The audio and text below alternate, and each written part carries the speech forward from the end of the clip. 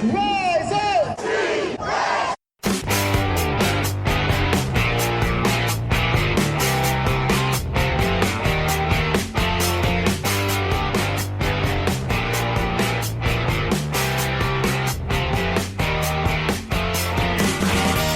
This is the Rise Up See Red podcast, all about the Arizona Cardinals and the NFL, featuring insider and outsider perspectives. Enjoy the best hour of Cardinals talk on the web.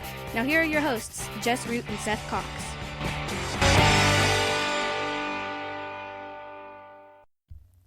Hello, Arizona Cardinals fans, and welcome to the latest edition of the Rise Up See Red podcast. I'm your host, Jess Root from CardsWire.com, the Arizona Cardinals site from the USA Today NFL Wire, and this is episode 260. My co-host, as always, is Seth Cox from RevengeOfTheBirds.com, SB Nation's Arizona Cardinals site, and we are joined once again for the second show in a row by Justin Higdon, one of the contributors over Revenge of the Birds, and former podcaster with Seth at the NFL Draft Breakdown podcast from yesteryear. We had him on a week ago as we previewed the Combine. In this edition of the show, in episode 260, we are going to go into our reactions to what happened at the Combine. Seth, Justin, welcome back as always, and thank you, Justin, for coming on again.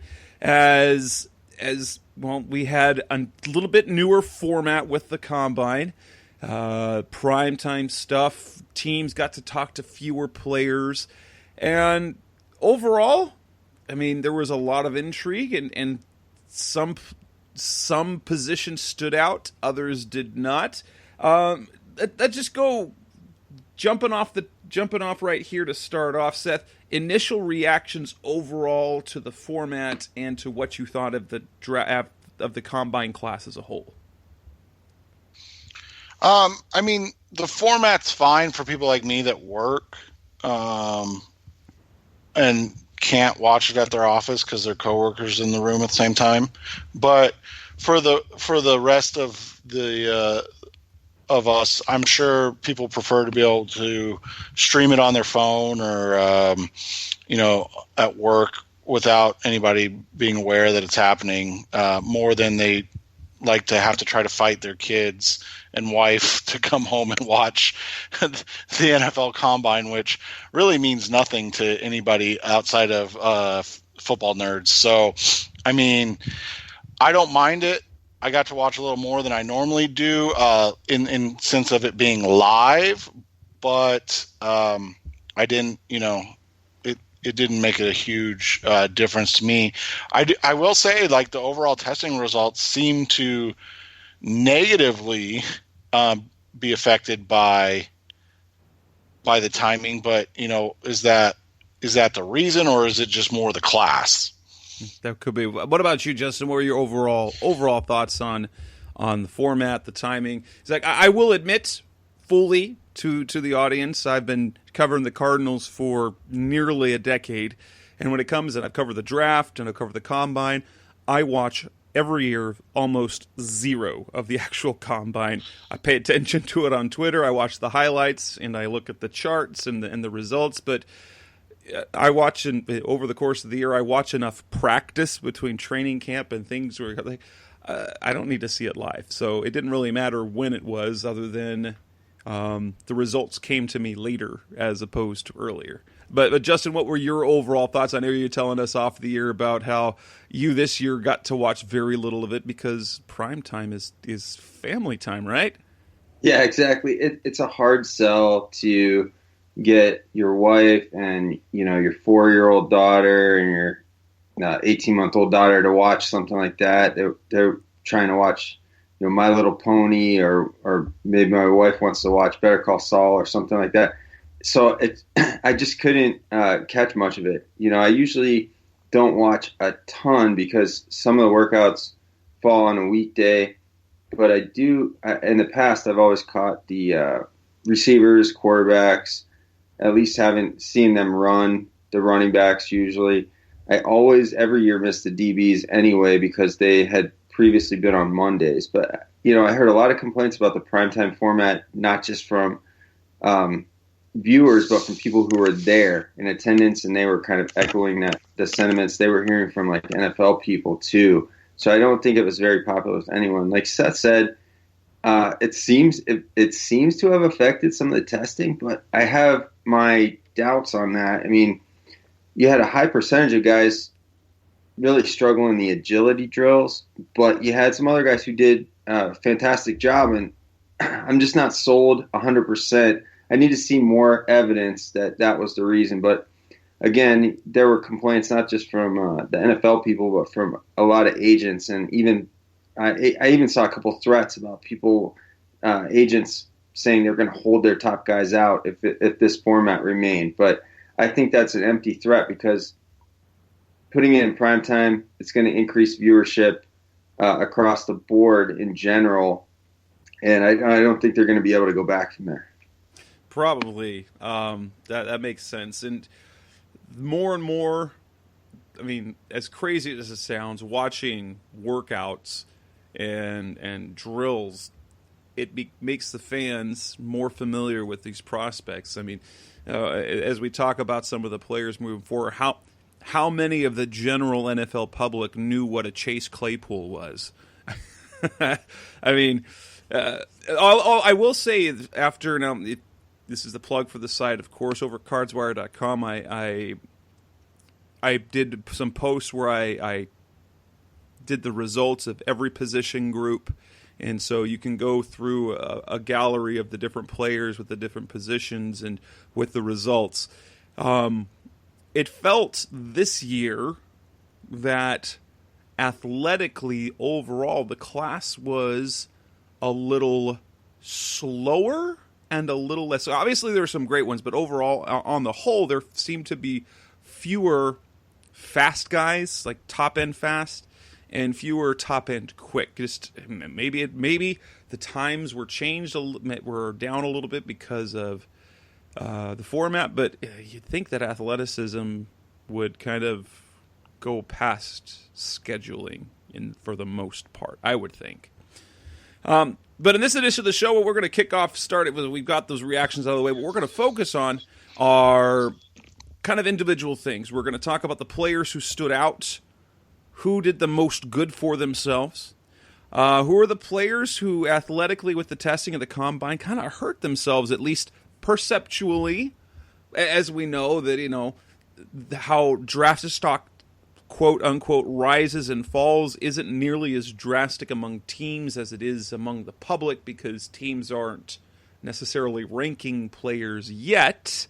But, well, who helped themselves the most? Who hurt themselves the most? We're going to go Cardinals-centric for a section where we talk about what the Combine meant for the Cardinals in terms of their first, second, and third-round picks and the players they visited with.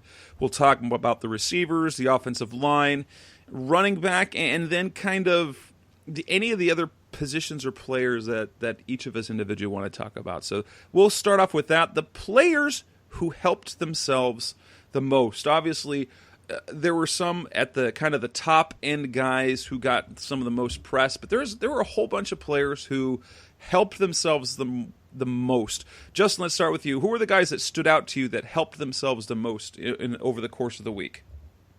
Well, I'll start with quarterback Justin Herbert, because with Joe Burrow sitting out so far the whole draft season, he skipped the Senior Bowl, he didn't throw at the Combine, and then Tua has been hurt. So Herbert's kind of just cruised through. He impressed people at the Senior Bowl. He impressed people with his workout and his throwing at the Combine. So now you have, could Herbert be quarterback one in the draft for some of these teams that are picking high in the pecking order? I think it's widely assumed that Burrow goes number one to Cincinnati. I personally think that's still a little bit up in the air, although I'm ready to at least write it in pencil that Burrow's going there. But Herbert might have moved into the better graces of teams that are picking, after the first overall pick. So I think he's one that you even hear him quieting some of the fears about what had been reported as a passive personality. People are refuting that now. They're saying what they've seen from him is encouraging. So I think Herbert's really done a great job for himself, and he's probably made a bigger impression on people than any of the other quarterbacks up to this point. The receivers we'll talk more about later in the show, I think, but Chase Claypool, you mentioned, and Denzel Mims from Baylor. Those guys were workout standouts. I think Mims compares favorably to Javon Walker. And if you plug in the numbers alone for Claypool, you're talking about a guy who tests like Andre Johnson. So he's not going to go that high, obviously, but he has probably made himself some money, moved up on the boards. Offensive tackle Ezra Cleveland from Boise State had a great workout. It was similar to first-round pick Andre Dillard from a year ago. Yeah, the linebackers Willie Gay and Malik Harrison, they both tested well, and they're probably moving up in the conversation. And then you had a couple small school defensive backs. Kyle Duggar from Lenoir-Rhyme. I think that's Division II in North Carolina, if I'm not mistaken. But he had a great Senior Bowl week, too. I think you just made it up. Yeah. No, this is a real school. He had a good Senior Bowl week, and he tested along with Jeremy Chin from Southern Illinois. They both had measurables in testing that were similar to like a player like Derwin James. So you're talking about guys who I think will probably go on in the second, maybe third round, but those guys coming from small schools, that's pretty impressive to be able to move that far up during a draft season. So again, that kind of like Herbert, they had very impressive Senior Bowls, especially Duggar, and now the good combines to back that. Seth, who stood out to you? Who, in your opinion, who are the players that helped themselves the most overall? I think Justin hit on a couple with Mims and Claypool. One other wide receiver I just wanted to mention was Michael Pittman out of USC. The 40 time wasn't flashy, but at 6'4" and 223, he had a 4.52, but his vertical jump, his broad jump, and then his short shuttle was like ridiculous at 4.14. So you have a guy that is going to, kind of, he's a bigger guy, but he has good feet, and then he has good jumps. So, maybe an outside X type of guy. I've seen a lot of people call him a possession receiver. I was thinking that too, but he obviously tested fairly well. Another guy that was actually pretty interesting to me, his numbers, because they don't really make a ton of sense. And that was Cale Garrett out of Missouri. I as a Cardinals fan watching the linebackers, you kind of look at it and you're like, okay, he had really, really good short shuttle and 3-cone times, which to me is important for off-ball linebackers, their short area reaction time. And then he had just a sluggish 40, though. I mean, he was a 4.9 in the 40, but his 3-cone was 6.91, and his short shuttle was one of the fastest overall at the combine. I mean, he finished, I think, top 10 for for a short shuttle, at the combine at 4.13. And so I don't know if one of the times was wrong somehow, or he slipped or something, but yeah, 4.92 in a 40, and then a really good 3-cone and short shuttle. He's interesting because he kind of tested out like a guy that's a free agent this year that has been talked about with the Arizona Cardinals, and Nick Kwiatkowski from the Chicago Bears linebacker. And so you kind of look at that and you're like, okay, obviously that's not an early round guy, but maybe that's a guy you can get later in the draft that has the short area quickness to play. A guy we mentioned kind of at the end of the show last week was Devin Duvernay, and he's a guy that is really interesting because he tested like a track star. His jumps weren't outrageous, but his short shuttle and his 40-yard dash were fantastic. So he's kind of like a a Marquise Goodwin type guy, but a bigger framed version of that. I mean, he doesn't look to be overly short area quick wise, but he had good enough time. So I thought that was interesting in a obviously a great receiver class to see a guy test like a Lee Evans type. Hey, Seth, I actually thought he compared pretty favorably with the testing to Curtis Samuel, but he has more receiver experience. Yeah, I agree with you. I think he's a guy that's moving up. And Samuel went round 2, right, to the Panthers. Right. DuVernay's not quite that fast, but it was kind of favorable. Yeah, and then one last guy, and I don't mean to steal this from Jess, but we talked about him beforehand. Because I had a comp coming in for him, was Eno Benjamin. Despite his baby hands, Eno tested out well enough. I won't say that he tests out like a guy that's going to be a feature back or anything in that nature, but he tested out on a scale of like Duke Johnson to like Ronnie Hillman, where he's a guy that's going to get chances to be a third down back in the NFL and get carries and maybe be a guy that everybody wants to see more of, but NFL teams are like, no, he's fine getting the touches he's getting. That's why he's so effective. For me, some of the players that I'll mention are some of the ones at the very top. Like, if there's a player, he couldn't have helped his stock a ton because he was already basically considered a top 10 pick, but Isaiah Simmons, Clemson, that 40 time and the explosive and the athletic testing that he showed up, his size and his position. I mean, there are some questions as to what he's going to do at the pros, and in a way, he welcomed that. What position is he? Defense. The positionless player, there's a number of things he can do because he can play safety, he can play inside, he can play edge, especially for 3-4 type teams. But with what he put up athletically there at the Combine, he went from a top 10 pick to what seems like a top 5 lock. Unless, and that's the only thing that gets in the way here is how many quarterbacks go. Or if there's a run on quarterbacks at the really top of the draft, then maybe he gets pushed down a little bit. But now it feels like, he won't get past pick number 4 when he was getting considered around the Cardinals. But it just goes to show that the guy had the production, he's got the versatility, but then he puts up eye-popping numbers. I mean, when you at a linebacker position, run a sub 4.4. Now, maybe he's not a true linebacker, but he's built like a linebacker, which helps him a lot. So Simmons was a guy that stood out to me as much as you could help yourself as a top 10 pick, he helped himself. Tristan Wirfs, offensive lineman, with his super athletic, he was a unicorn in terms of athleticism overall. 320 pounds, running the 4.86, and a vertical leap that outdid top receiver prospects Jerry Jeudy and CeeDee Lamb.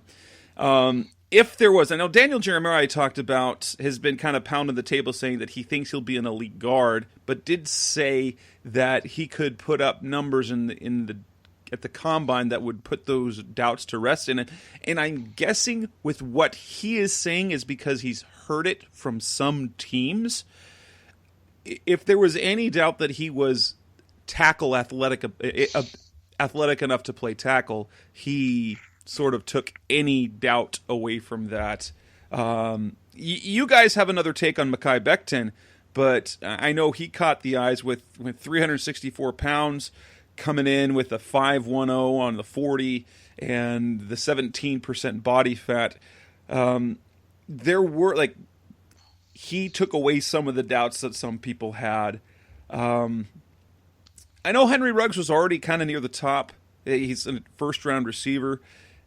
Putting up some of the things that he did, along with the fact that he's got ginormous hands for his size, also helped him quite a bit. And then another top name, that would be Jonathan Taylor out of Wisconsin.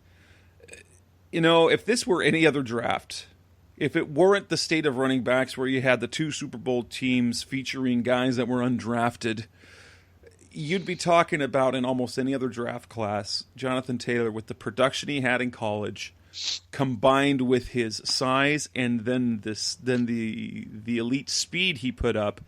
We're talking top 10, top 5 consideration like we've seen with other top backs.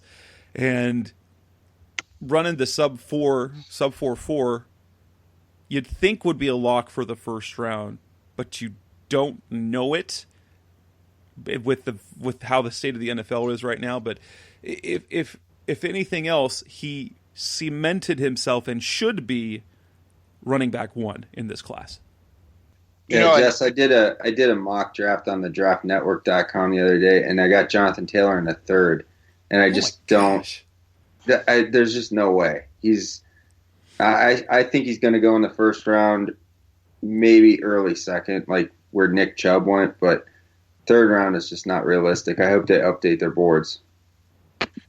And despite no testing whatsoever, a guy that we have to mention as a big winner from this weekend was Chase Young, because sitting out, he basically showed that, like, yeah, there's not a single pass rusher in this class that's going to come close to me. I mean, we saw it last year with the Josh Allen freak show that he put on, and people start saying, "Oh, he's a little bit more athletic than Nick Bosa, and this and that," and then and obviously Bosa was the right pick and everything, but nobody even did close to enough to put themselves in the discussion for that to be occurring this year. So, despite not doing any workouts, Chase Young was a big winner this weekend too. Definitely. Yeah, he could spend the rest of the draft season like in a lazy boy. Well, right. I mean, considering the program he comes from, which is coming from Ohio State, that is the pass rusher apparently right now, because they go from Bosa to Young, and it seems like they might actually get better every year. That combined with just a lack of athleticism from the rest of the class, I mean, he doesn't have to do much. Let's be honest, he doesn't have to do anything else at all. We have to mention he didn't do any workouts, but Tua Tagovailoa, the medicals, according to reports, all came back positive, so that was definitely a help, even though, let's be honest, it's not anything he could have done. Like, it's just his body healing. So, but it was good news for him and teams that are looking at him as a potential franchise quarterback. So there was that. Coming up next on the Rise Up C Red podcast, the best of Cardinals talk on the web. We're going to move on. And instead of those who helped themselves, who are the players whose stock perhaps fell as a result of their combine performances? That's coming up next on Rise Up C Red. We're back on the Rise of C Red podcast, the best hour of Cardinals talk on the web. Next up, the players who probably hurt themselves, saw their proverbial draft stock fall. We all have a few players that in here, and that one of the guys that I'm sure we're going to talk about, let me put the name out there, Derek Brown, considered a top 10 pick, and even if the mock drafts that have come out, still considered a top 10 pick. But tell us, let's start, both of you, kind of, whoever wants to go first. Why was Derek Brown's testing so devastating for him as a prospect? Well, I don't think it's devastating, but I think it's telling that this is what we talked about on the show last week, where you want if you're going to take an interior lineman up at that part of the draft, the top 5, the top 10, he's got to be. He's got to give you pass rush. And I think what Derek Brown's combine tells us, and what his production tells us, and even his tape, is that he can cave in the pocket, but he doesn't necessarily get home a lot. And it just gives me pause. It's kind of like Seth and I had this conversation years ago when Danny Shelton was in the draft, and we kind of threw up the warning flags and said, this guy is not a first-round player. He's not going to play the number of snaps that you want out of a first-round pick. He's not going to give you the pass rush you want at the NFL level.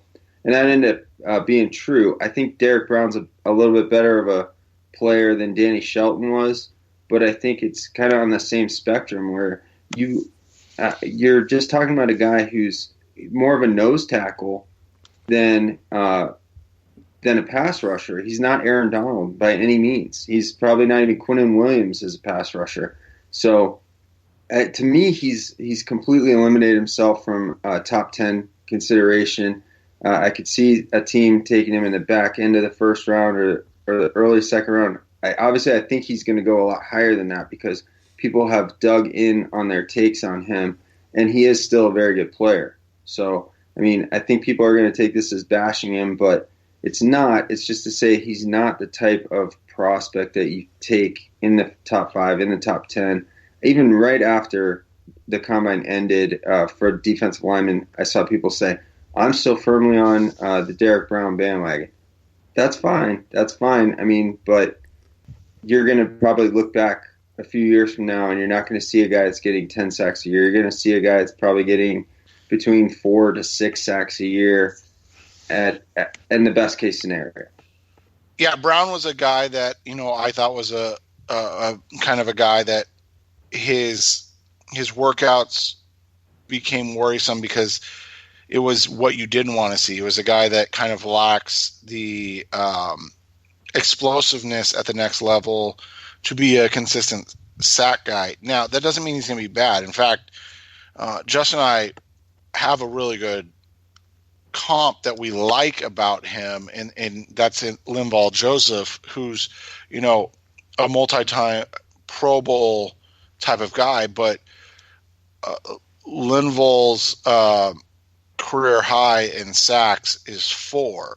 And that's not to say it's not worth it or anything like that, but Joseph went 46 overall. I'm not going to say that's where Brown should go because that's they're different classes, but if that's what you're going to get from the player, I think that's what you have to go in with, that understanding that maybe he's a bit more limited than we had hoped, especially those that wanted to see him as a top 4, top 5, top 10 pick. He's probably more of a run-stopping type of guy. He's not a guy that wins in terms of, kind of quickness and explosiveness, and that's okay. There's nothing wrong with that. It's just, that's what you have to be aware of as you kind of watch going forward. And you look at Joseph again, that's a high-end comp, and that's a really good player. Career high in snaps was 719. So that's the question you have to ask is, do you want to take a guy that, that high, that's going to play maybe 70% of snaps?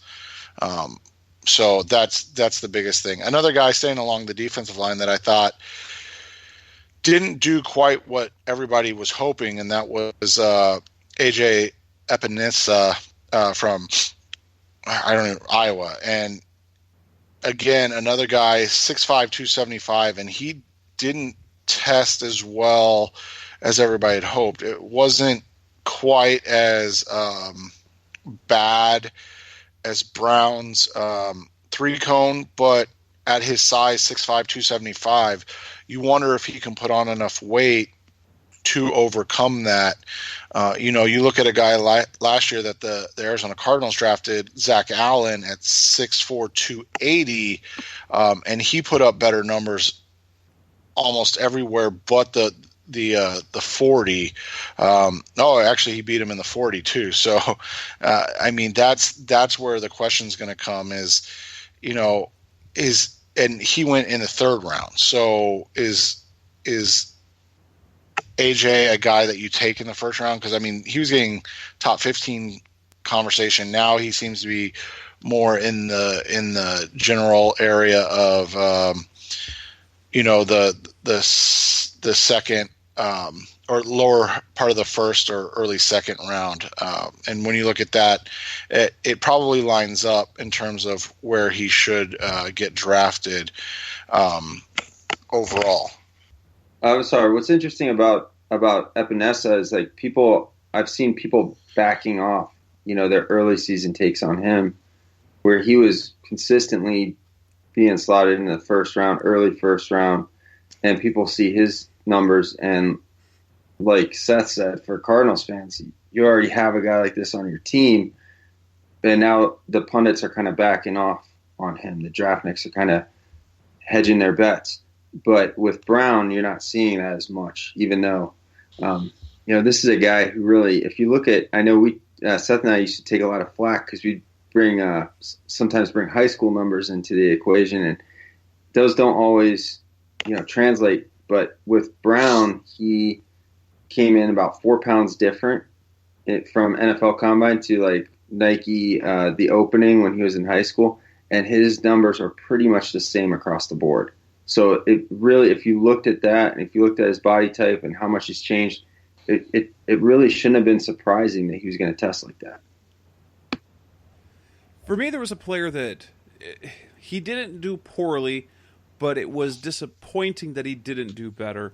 Arizona State's receiver Brandon Ayuk was starting to get some buzz in the first round, and myself being a guy who watches every Arizona State game and have had season tickets for over a decade, I've seen the receiver prospects like Jalen Strong and N'Keal Harry, who all tested really well.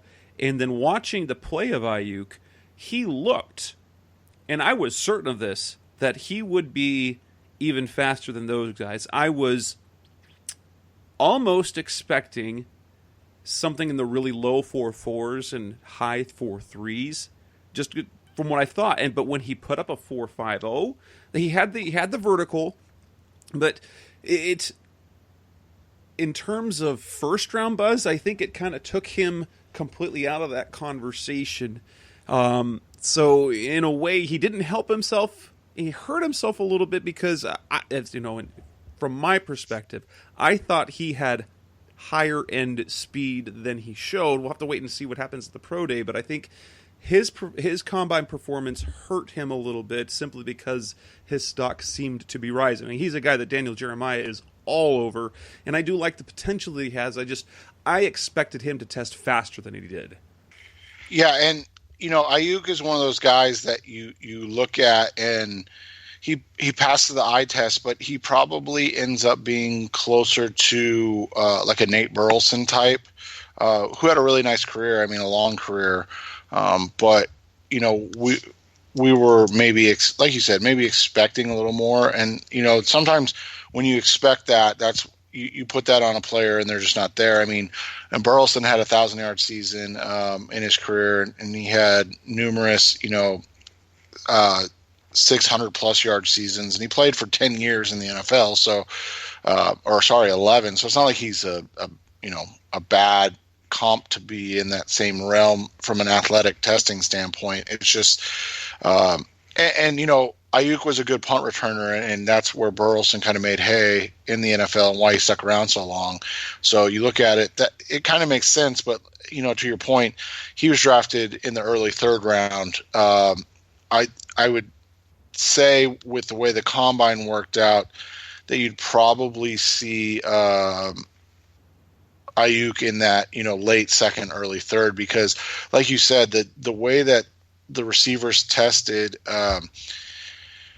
Justin and I talked about it last week. Like, he didn't test well enough to stand out in a crowd of a lot of guys, and that's kind of where what you have to do to get on somebody else's level. Either you have to have the numbers to back it up, and his numbers aren't bad by any means, or you have to have the explosiveness to show that you can maybe do it.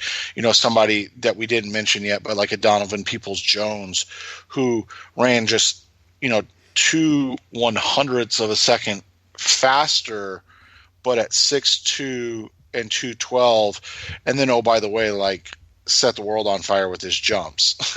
Like some of the best jumps we've seen at the combine. So that's what it kind of boils down to, unfortunately, for a lot of these guys, is that when you're in this kind of mass of humanity, that's how it works out.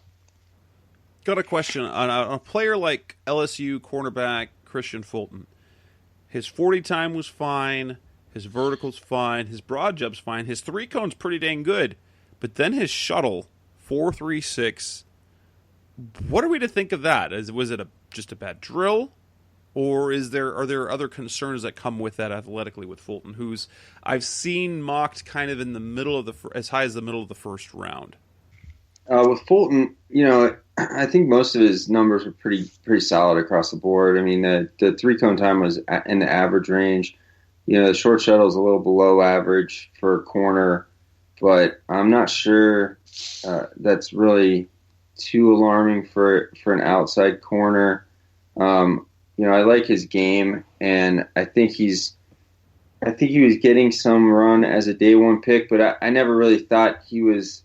He had some early off the field issues, which maybe through not as much fault of his own, but they kind of got blown out of proportion, in my opinion. But still, you're probably talking about a guy who was more of a day two corner coming in. So I don't think Fulton hurt himself. I think he did. I think he acquitted himself just fine as far as the testing goes. And that shuttle drill, if he chooses to, that's something he probably can improve on his pro day.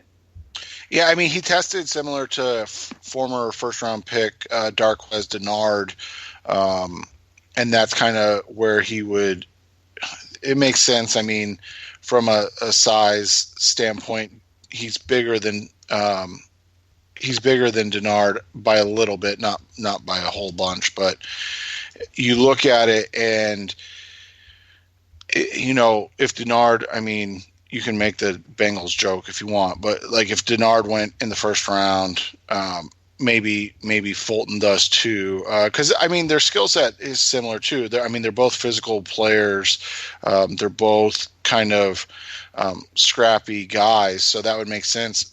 The question I think you have then is the way he tested. Is he more of a safety? I mean, when you really look at it, his closest profiles is a guy like Daron Harmon, who, remember, the Patriots took him in the second or third round all those years ago, and everybody was like flabbergasted. And so, that's what the question becomes: is does he end up being more of a safety type than a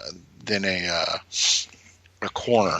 Yeah, I think the fact that he kind of came in with short arms might be a bigger deal than the shuttle, because and that was kind of an issue with a lot of the corners in this class. They came in.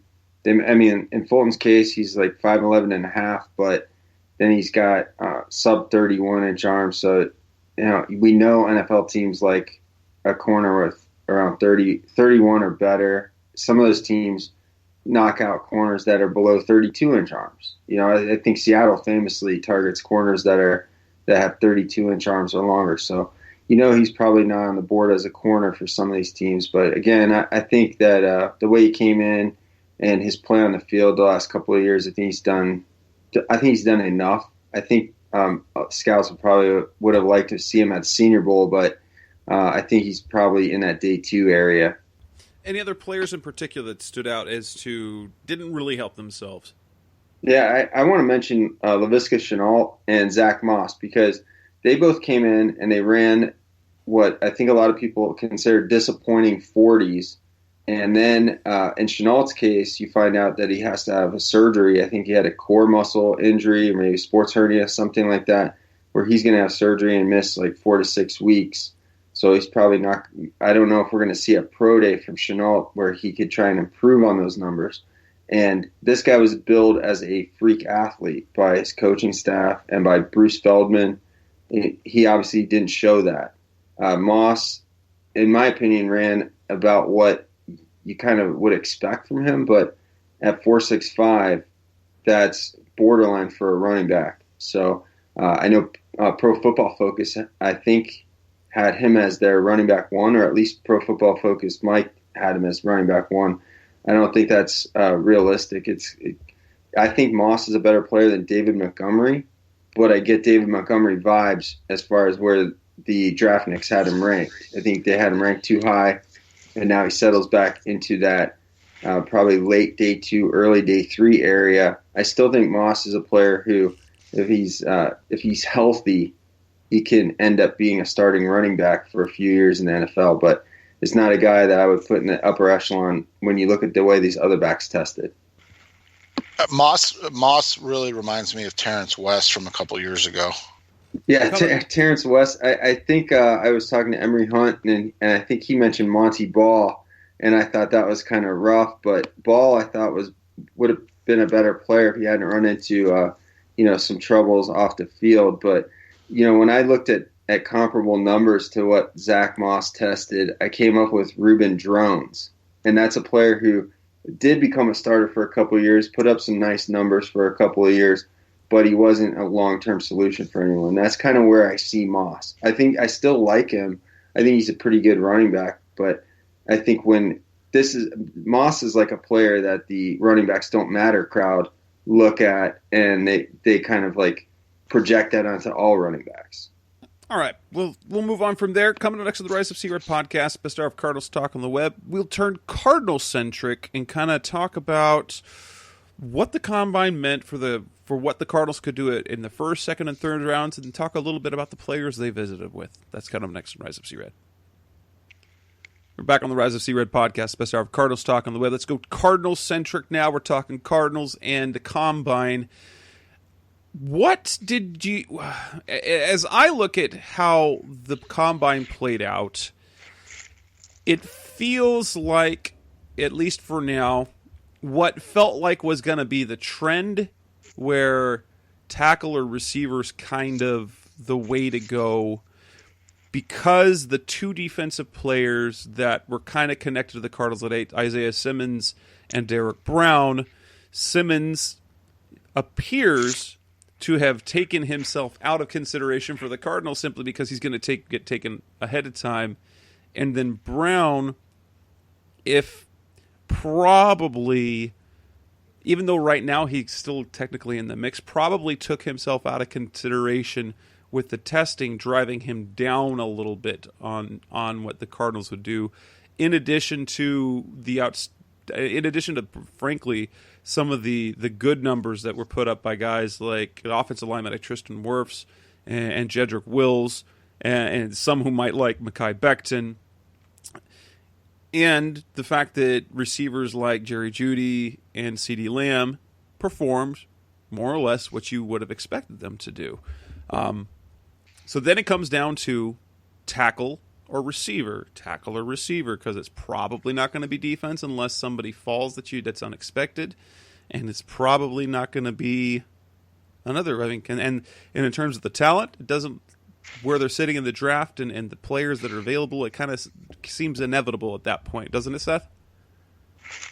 Yeah, I mean that's where this is all kind of fall down to, is that we talked a little bit about it last week, but you kind of look at it, and the Cardinals are going to have to decide whether or not they want to maybe take a non-pass rushing lineman, or probably take the best offensive lineman or wide receiver with their 8th pick, because it'll be unlikely that Jeffrey Okudah or Isaiah Simmons, two guys that would probably be more impact defensive players, are going to be available at 8. Meaning, so now you're going to ask yourself, is there a right tackle you want to take at 8, or is there a wide receiver you want to take at 8? I don't really know if there's any other choices. Maybe one guy, that didn't really test at the Combine could kind of sneak into the conversation, but I don't really see it because, and I don't even know how to pronounce his first name. Is it Kalavin Chason? I don't even know. But he's an edge rusher in the same build size as Chandler Jones. But really, I mean, if you're picking top 8, you want to get an impact player that's going to be on the field more than, maybe 60% of snaps. And so that's what the question becomes, is where do they go with this? And the way it tested out is it probably took two guys completely off the table and maybe 3, depending on your view of Derek Brown. As we kind of look at that, then the other thing to kind of look at now is, well, do you do receiver tackle in round 1? And then what do you do in rounds 2 and rounds 3? Especially as we look at what could be, believe it or not, running back might end up being on the table for one of those picks. Because if they don't re-sign Kenyon Drake, they're, as Seth and I've talked about on the show before, they're not going to likely go into the season just trusting David Johnson and Chase Edmonds. They clearly lost trust in Johnson late in the season. And the same thing kind of with Chase Edmonds. They like him, but I don't know how much they like him as an every down back.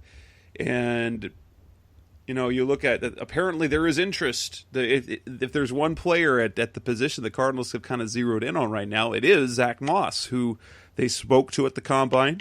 They have, according to his agent, according to Doug Farrar, who writes for Touchdown Wire now, have requested a private facility workout with Moss. If you want to kind of connect the dots, he is Pro Football Focus's running back 1 in terms of rating, and the Cardinals draft last year seemed to kind of match up with Pro Football Focus's rankings. So if we're kind of connecting the dots, he could be a guy that they start targeting early on in the process. Now, the debate then becomes, well, if you kind of have your linemen and your receivers sort of graded all in kind of the same place, do you take the best receiver, potentially an impact receiver at the top, like a CeeDee Lamb or Jerry Jeudy, and then hope you can find a tackle later on if that's still one of your priorities? Or do you take the really high-end tackles at the top of the draft and trust that you're going to get a receiver? As well, I think Daniel Jeremiah said there's 27 receivers he has graded in the first 3 rounds. Mel Kiper was on the radio today, on early Tuesday here locally in Phoenix, saying he has 30 receivers worth a 3rd round pick or better. And so do you want to go off offensive line at the start and thinking you can get potentially an impact or an impact receiver? Or is it going to end up just being part of that kind of mishmash of guys that you got? So you got Christian Kirk, you've got Andy Isabella, Hakeem Butler, Keyshawn Johnson, none of them who are standout guys. Do you take the standout receiver, hope you can find a tackle later? Do you take the tackle and hope you can have a receiver be more than just the guys that they got? I think Arizona has to, if they're really, going back and forth between offensive line and wide receiver, if Tristan Wirfs is there at 8, they absolutely have to take him there, because just as you just pointed out, you've got these pundits, these draftniks talking about how deep this receiver class is. There's no way there's going to be 30 receivers drafted in the first 3 rounds. But it speaks to, I don't even agree with these guys that there are that many receivers that are graded that high, but there is depth, so that if you went offensive tackle at 8, you're probably going to get a better receiver or in the 2nd round than if you did vice versa and took CeeDee Lamb at 8 and then tried to find an offensive tackle. I think you'd kind of find somebody who's a tweener, maybe somebody who hasn't really proven themselves. There's a potential that the Boise State tackle Ezra Cleveland falls back into the 2nd round, but I think he almost tested himself into that 1st round area. So I think there's going to be a rush on offensive tackles early in the draft. Cleveland's probably praying that Arizona takes a wide receiver at 8 so that they can land Wirfs at 10. They would love that fit, but that's a conundrum. I think that Arizona has to take Wirfs if he's there. If you're debating between Jedrick Wills or Andrew Thomas from Georgia and the receivers, I think it's a closer call. But Wirfs looks like, he tested like Trent Williams. And if you can I know Wirfs played right tackle, and, like you said, Jess, earlier, that people have been saying he might be a guard. I think that's foolishness to put him at guard. He's he has all the tools to play left tackle in the NFL. It's just a matter of putting him in there, get him coached up. I know that sounds easier. That's easier said than done, but I have full confidence that a guy with his background, coming from a school like Iowa, that's produced a lot of good offensive linemen. I think that's the way to go. And you can get some of these needs addressed. Running back, you mentioned David Johnson, a guy who they could look at as a replacement for David Johnson is Antonio Gibson from Memphis, who ran a 4.39. He's a running back receiver tweener. He actually tested with the receivers, but he looks more like a running back with his build, and he's almost like David Johnson type build. That's a player Arizona could maybe get in the 4th round, maybe 3rd round, but still, that's something they could address later. Linebackers the same way, and there's just not going to be an edge at 8 that you're going to want to take. So I think it does come down to offensive tackle, receiver, and if Wirfs is there, I think it's. And I am not one. I am not one to advocate offensive line. I love skill players, but offensive line, Wirfs, he looks like a sure bet to me. Yeah, and I think Wirfs at 8 is an easy pick to make. It's a low risk, high reward pick because he does profile out to be at minimum a long-term solution at tackle. So that's a big thing for the Cardinals right now. If they don't take a receiver in the 1st round, I don't know how I feel about taking a receiver at all in this draft, unless you're going to take a flyer on like a Donovan Peoples-Jones that we talked about a little earlier, or maybe a Michael Pittman or somebody like that has some size and speed to them. You might be able to get Pittman, or you might be able to get Chase Claypool with that 2nd round pick, or Denzel Mims. I mean, yeah. That's how deep receiver is. And so that's what you'd have to decide if you'd rather take a guy like that over maybe – I mean, I know we're all pretty high on Jonathan Taylor, but like a Jonathan Taylor at 40, if he's really going to last to that point. Because to me, the biggest thing would be if obviously it all depends on what happens with Kenyon Drake. But if they don't re-sign Kenyon Drake, I think adding Wirfs and Taylor would be – I mean, it's basically taking from the Dallas playbook at that point, right? Like you now have a good offensive line to maybe very good offensive line, and now you have a potentially elite running back, and now you're taking pressure off the quarterback to make plays. And so yeah, Dallas had to go get an Amari Cooper down the road, but I think it'll allow your offense to be really focused and functional. It's still not going to be an offense that you're going to win the NFC West with, but it'll be an offense that'll allow you to compete in a lot of games and truly kind of grind out and slow down games in a different way.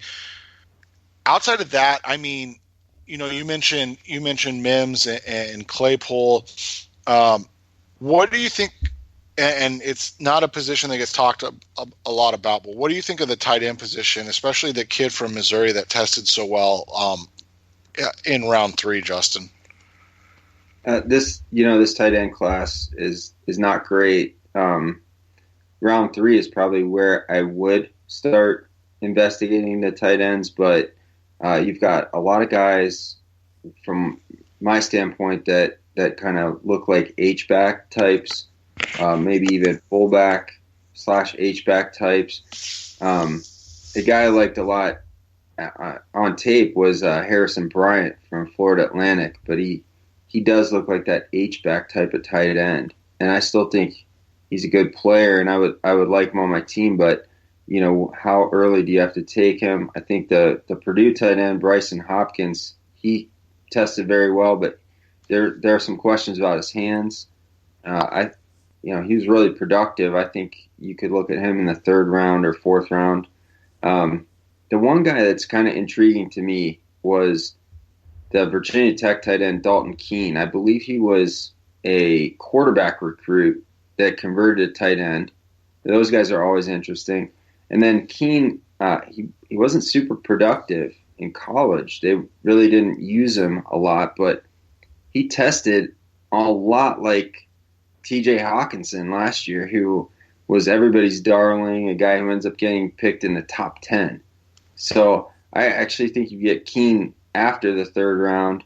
So I probably would pass on tight end in the third round. I'd look at some of these other positions we talked about, running back, linebacker, those positions that can help Arizona.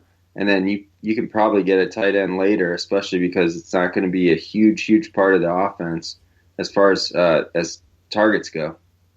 What do you think, Seth, about now, in terms of the guys that the Cardinals spoke with formally at the Combine, it was a mishmash of guys that you have to figure that they're in play for the number 8 pick. But then 3 other guys stood out. One is Zach Moss. We've already talked about him. Louisiana Tech cornerback Amik Robertson. And then Oklahoma defensive tackle Neville Gallimore. What did you take away with? Now, obviously, there's going to be they spoke with more than that. These are the ones we know. But outside of the guys that are going to be considered for number 8, what did you take away from those other visits that we know of? I'm a big Gallimore fan. For the simple fact, I think you get him probably in a more conducive place, on day 2 or maybe even day 3, depending on, how this draft falls. I mean, he's a guy that he didn't test crazy. People are going to like his 4.79 40, but his 3-cone and shuttle weren't exactly great. But he's a similar power player to that of Derek Brown. He's just, he's about 30 pounds lighter at 6'2" and 304. So I like Gallimore. I think it makes sense to me that they met with him. He kind of is in that same category as like a Hassan Ridgeway from a couple seasons ago, that a lot of people like coming out. Ridgeway hasn't been great in Indy, but he's not, he hasn't been awful either. And so I think you've got a guy that can maybe play a little bit, and that's kind of what you want to look for is minimizing that bust potential with a guy like him. I mean, I don't know if he's going to be as good as the kid that Cleveland drafted a couple years ago, Ogbonjui, who's turned out to be really good, and had was a little bit more explosive in his jumps than Gallimore, but I think that you can end up seeing a similar type of transition, but the question again becomes, I don't know if that's a guy I want to take at 40. So that's where it comes for me, is like, if you can get Gallimore in the third round, I'm a lot more comfortable with it. Whereas at 40, where you could potentially get like a guy like Jacob Phillips, the linebacker out of LSU, or Kenneth Murray, maybe. I know people have him going pretty high, or another linebacker to kind of think about is Jordan Brooks, who went to Texas Tech. So, maybe Cliff Kingsbury knows a little bit about Brooks and his abilities.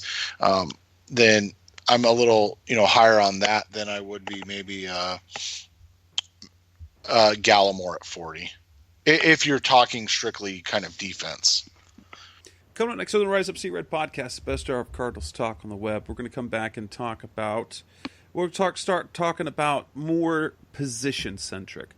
Up next, the wide receiver position overall. That's coming next on Rise Up See Red. We're back on the Rise Up See Red podcast, the best hour of Cardinals talk on the web. We've talked about some of the receivers. Chase Claypool's name that came up. I talked about Brandon Ayuk. We've had Denzel Mims. Now, as we look at kind of the receiver position and the combine, are there other names that stood out? I know there's a kind of a Cardinals connection here. The Texas kid, Devin Duvernay, however you pronounce the last name, I haven't looked it up. but really high end speed. Turns out he's Kyler Murray's cousin and happens to have the same agent as a certain couple of guys that are kind of important in the Cardinals organization, and Kyler and Cliff. Where do we see a guy like him? Who is it? It was you, Seth, that was telling me off in our group text that he's a poor man's Tyreek, correct? Yeah, that's kind of what people would hope for. I mean, he's a little bit bigger because he's 5'11" and 200 pounds. And his 4.39 was great, but he doesn't have that short area that Tyreek would have. And so that's the thing. Like, I don't know if he's a guy that you look at as a guy. I mean, is he going to be that much better than like a Christian Kirk? I don't even know if he'd be as good as Christian Kirk, who he's kind of similar to. I mean, he's a little bit faster, but he's so built like him. Yeah, and so that's where I struggle with Duvernay. He had a good combine, but he's a guy that I just kind of struggle with. We talked about him, like Curtis Samuel, like all those guys that we're mentioning, like none of them have really been great wide receivers yet. And so that's the hard part. Another guy that was interesting because a lot of people were disappointed in his overall 40 time, but his combine was actually really good, was Jalen Reagor, out of TCU, where he kind of jumped out of the building, but again, kind of similar to Duvernay, it wasn't what people expected. And so when you look at it, and then his shuttle times were really not great. So he's kind of a straight line guy, but good jumps, or I shouldn't say that, great jumps, super athletic in that sense, not a slightly above average 40, but then really, really bad short area times. So even at 5'11", I think I mentioned, he's kind of like Lee Evans was back in the day. Where did Evans go? Was he at Wisconsin, Justin? Yeah. Lee Evans was a Wisconsin guy. And, I wanted to say this about Reagor. What's interesting about him is his shuttles were like so bad that I think a lot of people don't really trust it. But if you look at him, he almost compares to a running back. Like his profile almost looks like Dalvin Cook. Yeah, and that's so that's what my concern is. But because he kind of seems like an ex-receiver that they've talked about. But do you think he's still going to go in the first round, or do you think he's going to be a day 2 guy, Justin? I think he's definitely going to go on day 2. I don't think he's going to be a first round guy because you had some subpar production for what we wanted to see from him this year. I think he was highly touted coming into the year. I think it's kind of like what we talked about earlier when we were talking about Derek Brown. There were so many draftniks dug into Reagor as a high pick, a first-round pick. They're really now going to go back and try and justify, or they're going to go and hope that he runs better shuttles, I guess, at his pro day. I don't really think that the bad shuttles are that big of a deal because he seems like more of that angular one cut and go guy, and that's kind of what Texas Christian did with him. They'd run him on some of these jet sweeps, or they try and get him open on these tunnel screens, and he makes that cut, and he can fly. I think he's faster probably than what we saw. Timed, yeah, but and maybe he came in a little heavy. Maybe that's why the 4.47. I think I saw he tweeted something that suggested that they started a clock late on him, but I know they go back and adjust those times, so I'm not sure. 4.4, 4.47, whatever he tested as, is still a fast player. But I think he's going to be on day 2 because I think there's just a flood of receivers. But I really, a guy we've talked about a couple times throughout this show, I really like the idea of Arizona landing a guy like Donovan Peoples-Jones, maybe in the third round.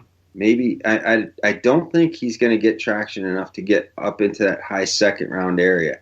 But if he's up there in the high third round, then you've got a player who I think most people would agree he might be the receiver who suffered the most from subpar quarterback play or lack of targets. He kind of fought through injuries this year to get back on the field.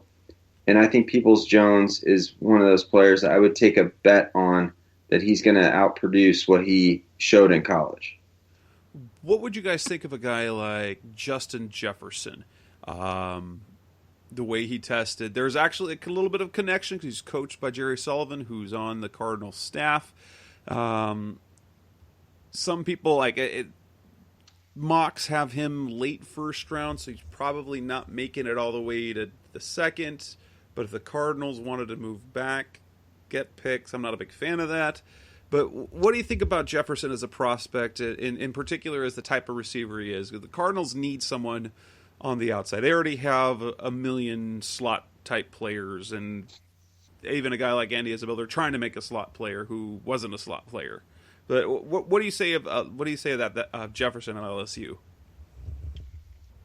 Jefferson kind of reminds me of Devontae Parker coming out from Louisville, where I think he'll be a good player. I think it'll take a couple years for him to get there, and that's kind of where you'll watch at. I mean, he's a little bit shorter, but they're about the same weight. And so that's one guy, where if you got him at 40, he's probably not going to be an impact player in year one, as he's trying to learn. Because I think, didn't he play a lot of the slot at LSU, Justin? Yeah, well, I think he was largely projected as a slot guy, but I think he did a little bit of both. I'd have to go back and check my notes, but I think Jefferson is a player who really benefited from the college strength and conditioning that he got, and really developed into, he's I think he came out a lot faster than people thought he would. I know I took the over on him running at 4.51, and then he beat that by almost a tenth of a second. So, I was impressed with him. He's one of the players that I want to go back and take a second look at, but I think Jess said he was going in the first round of mocks. Again, how many receivers are we putting in there? I think he's going to be a day 2 guy.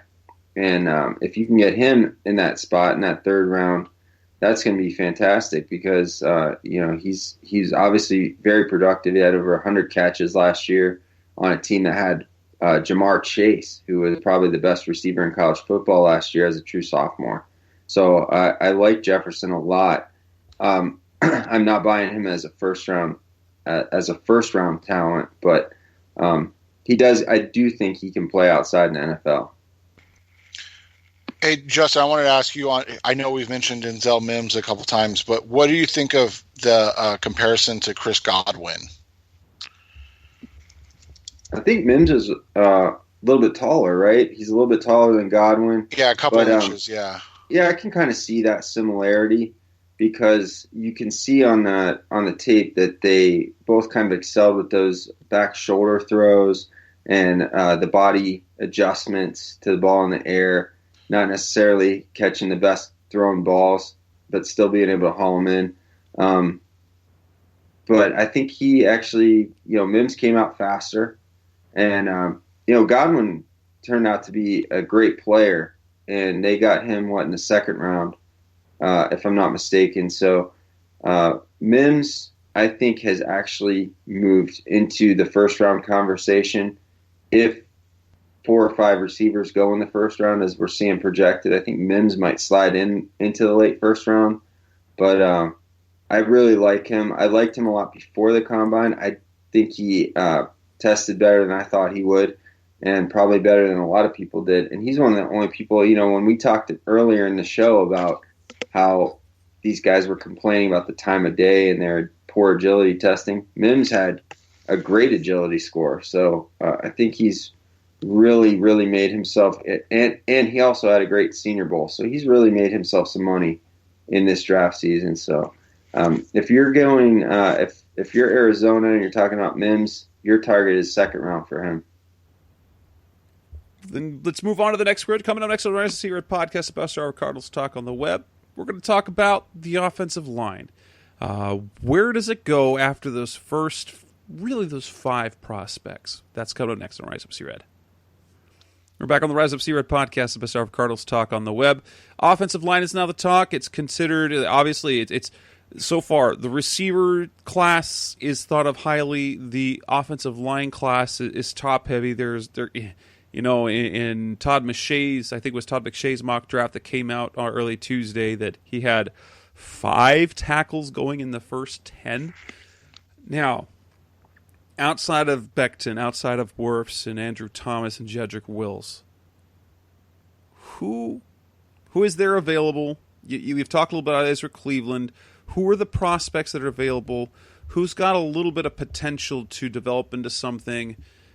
Who are some other names to pay attention to, especially if the Cardinals don't go tackle with their first pick? Well, I've got 3 names, and these are guys that stood out for me in the All-Star season, and then actually had very good combines as well. I'll start with guys that were college tackles, and I think are going to end up being guards in the pros, and that's John Runyon Jr. at Michigan. I think he has comparable athletic testing to J.C. Treader, who eventually moved to center, and he just signed a big extension with Cleveland. And then Hakeem Adeniji from Kansas. He played offensive tackle. He looks like he's going to be a starter at guard for a long time. He had a great combine, and I really was impressed with him watching the Senior Bowl practice tape. And then the third guy I really like is Temple center Matt Hennessy. And I think he tested out a lot like BC guard Chris Lindstrom last year, went in the first round. So Hennessy's probably going to go like third round maybe. And you're going to get a player that you could probably play at center or guard. And he's going to be a solid starter for you for a long time. So those are 3 guys.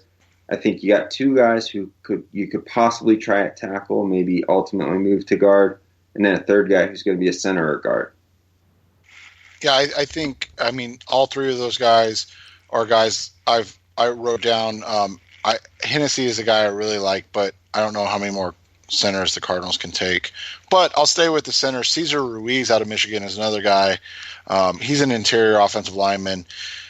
If you can get him on day 2 with that third round pick, he's a guy that profiles similar to a guy that we really liked last year, James Daniels out of Iowa. So that's a guy that I wouldn't mind seeing. You mentioned Ezra Cleveland. I want to go back to him because I think if you talk about taking a guy at 40, he would probably be the first one that would kind of pop to me as a guy that can play right tackle right out of the gate. He played left tackle at Boise State. He's incredibly athletic, and at 6'6" and 310, he has the profile and size that he could probably play guard or tackle in the NFL. I think you can try him out at right tackle to begin with, and then if he doesn't work out to the degree you want in the first year, he can play. He could probably take over for like a J.R. Sweezy the next year. So, Cleveland, I thought, was kind of the main guy when I watched him. I did get concerned when he tested so well, so I had to go check his bench press because I was like, is this another Austin Corbett like we talked about last week where he's not going to have any functional strength? But then he actually put up 30 reps on the bench, so you're like, okay, so he's super athletic, and then he also is strong enough to hold up. So that was another guy that impressed me. The rest of the time there wasn't anybody that was overly like, I love this guy, or his test jumped out at me.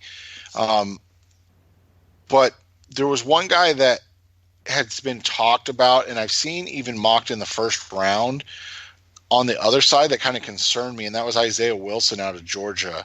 We talked about Derek Brown and his, kind of death knell 3-cone time. You had the same kind of result from Wilson. Wilson was massive, by the way, at 6'6", 350. I mean, he's just a massive dude, and his 3-cone and shuttle were not exactly what you wanted for a guy that size. He kind of looks like who's that? I can't pronounce his name, but the Vaitai kid that plays for Philadelphia. That's kind of who he reminds me of. Like he's just extraordinarily large, but he's kind of lumbering in that way, and that's kind of concerning to me about that. Yeah, and I think if you want Vaitai, I think he's a free agent. So that's something that Arizona might explore, and then that might take offensive tackle. It might, take it off their top priority list of needs. Coming up next on the Rise FC Red podcast, the best hour of Cardinals talking. We will wrap this show up talking about running backs and then any other positions of players that basically just kind of round things up. Running back and then any other players that kind of jump out at us. That's coming up next on Rise FC Red. We're back on the Rise FC Red podcast, the best hour of Cardinals talk on the web. Running backs and other positions. We've talked a little bit about guys like Jonathan Taylor. I brought up Eno Benjamin. There were some other running backs that really kind of stood out in some ways. It's a more talented crop than many people thought, and maybe it's simply because they're being pushed down because of the narrative of running backs not being all that valuable. Florida State's Cam Akers performed well. Boston College A.J. Dillon performed well at a particularly large size at running back. Who are some of the running backs that have a chance to make some sort of impact? Well, you mentioned two of them. Akers, Seth and I were talking prior to the show. We both came up with a Marshawn Lynch comparison. Dillon tested a lot like Derrick Henry at a similar weight. He's a little bit shorter. LSU's Clyde Edwards-Helaire is a player that a lot of draftniks like, and he kind of tests favorably to Aaron Jones. And then DeAndre Swift is a lot of people's number one running back, and I comp him to D'Angelo Williams. So I think there's a lot of really high-end running backs, and then I do think you have kind of a drop-off after that. So then if you're trying to look for sleepers or guys that are going to fall into that third or fourth round range, that's probably why Arizona's talking to Zach Moss if they're looking to get a running back later.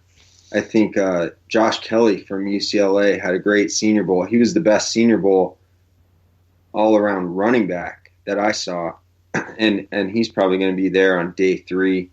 And then you got some real sleepers that had pretty good combines. Darrington Evans from Appalachian State and Rico Dowdle from South Carolina, who's been really banged up throughout his career, but I think he compares pretty favorably as far as testing goes to like Marlon Mack. So Mack, I think, was a 5th-round pick. If you get Dowdle in that 5th to 7th round range, then you might have a player that you can get some more value out of. So I like this running back class top to bottom, but I do think that the top 5-6 running backs really separate themselves and settle into that top 50 to 60 range. Yeah, I mean, I think the one guy that could kind of fall out of there would be Dillon, just because of the size and I mean, he, you talk about the workload of Jonathan Taylor, and Dillon was kind of similar in workload, how many touches he got throughout his career. So, when you look at it like that, that's a guy that you could see like fall into the later 3rd round, but he'd be kind of the only one that I could see fall. A guy that I was been kind of waiting to see if he does anything, and he hasn't really done a whole lot, was LaMichael Perrine out of Florida. He didn't test poorly by any means, but I mean at 5'11" and almost 220, you have been waiting to see something. He was at the Senior Bowl as well, right, Justin?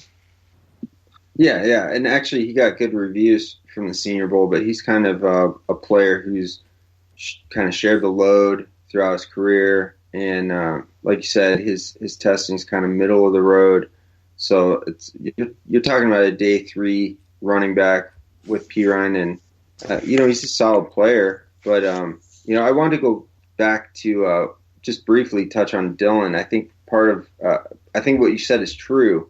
Dylan might kind of be an afterthought in a way and fall back, and I think he has that stigma of not being a pass catcher. I think he had maybe his sophomore season where he didn't even have any catches. Now he did better this year. They got him more involved, and so it seems like through no fault of his own that he wasn't involved, but that's the stigma he's carrying. What are your thoughts on like an Anthony McFarland out of Maryland? Because I've seen some people that really love him, and then some people that aren't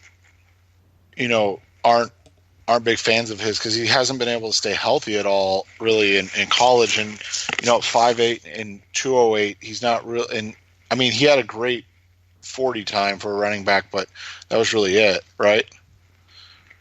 Yeah, he really had one standout game in college too, and that was in 2018 against Ohio State. And Ohio State gave up a ton of big running back games, big rushing yard games that year, and McFarland had the best one of all, where he had almost 300 yards, and a lot of that was in the first half. And he definitely has speed. That's evident from the tape. But I'm not as bearish or bullish on McFarland as some of the other draft nicks, because he just he never really capitalized after that. It was just he had a great redshirt freshman season, but then the following season he just didn't take off.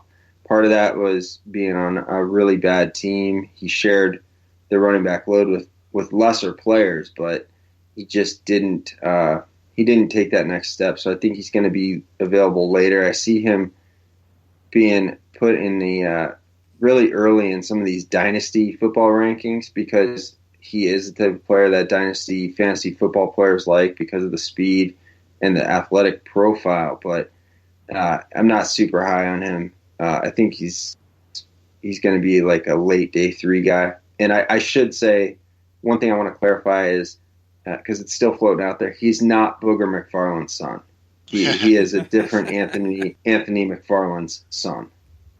And the reason I brought him up is because Justin and I have always talked about comps and like the proper way to do comps, and we're never going to say ours is the best way, but it's the best way. And you always want to give guys a scale that they can kind of be on. And the reason I bring McFarland up is because his athletic testing and his kind of overall production in college, he's on the same he's on a scale of like DeAndre Washington, who played at Texas Tech and people know that Cliff Kingsbury knows really well, to like Devontae Freeman. And so like there's a guy there that, and I think Freeman was taken really late, wasn't he? Yeah, I think he was a 5th round pick. Yeah, and so he really panned out. It's a like broad spectrum. Yeah, and so that's kind of I've seen people. I when you see production and athletic testing in that range, I see why people like a McFarland. And so if you're going like day 3 kind of deep, like you don't want to take it back early, but you want to get it back in here, like that's the type of guy that you bring in because of that range of outcomes that you can put on him. But I would warn everybody really early that there could be some injury concerns with him. So, Anyone else at any other position that you guys want to bring up that are worth mentioning that we haven't discussed? Obviously, the positions that we've talked about, receiver, offensive line, running back, feel like they are the deepest. Defensive backs, defensive players, anyone worth mentioning, whether at the top, middle, or at the end of the draft that stood out the combine? I just want to do a quick rundown, actually, of the guys who didn't test at the combine. These are the big names I'm going to be watching for when it comes to pro days.